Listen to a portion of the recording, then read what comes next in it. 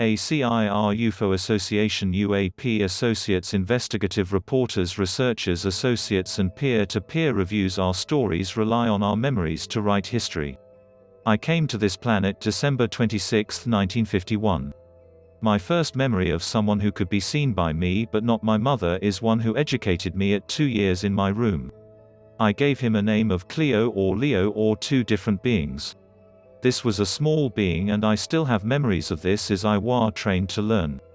This became a way of life.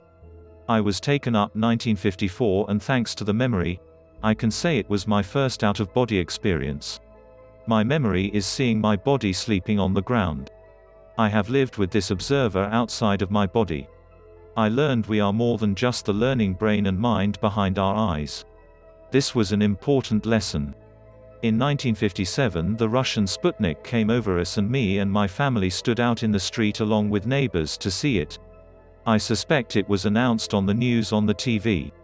While in the second grade, one contracted hepatitis A. The infectious disease control people did not know how I got it. No one in my school or city had contracted it. I died and saw angels during the blood cleaning when I had turned yellow. The hospital in Monroe, Louisiana did bring up from New Orleans, Louisiana, one of the first dialysis machines. I returned but saw two angels with a message that I would live and learn and do great things. I then willed my family to take me to White Sands, New Mexico.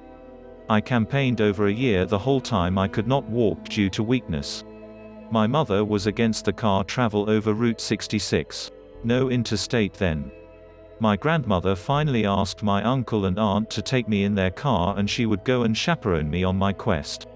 My uncle called his family in New Mexico so we could stay with his Indian family on the reservation. I went to White Sands and met my uncle, who worked at Los Alamos. He took us all to White Sands Missile Range. Then we had a picnic in the White Sand Dunes.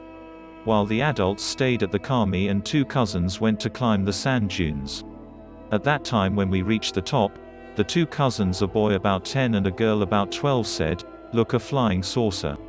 It flew overhead, and just as it crested the top of our dune overhead as it passed, it put the two cousins to sleep. I was left to go down the dune to the OTHR.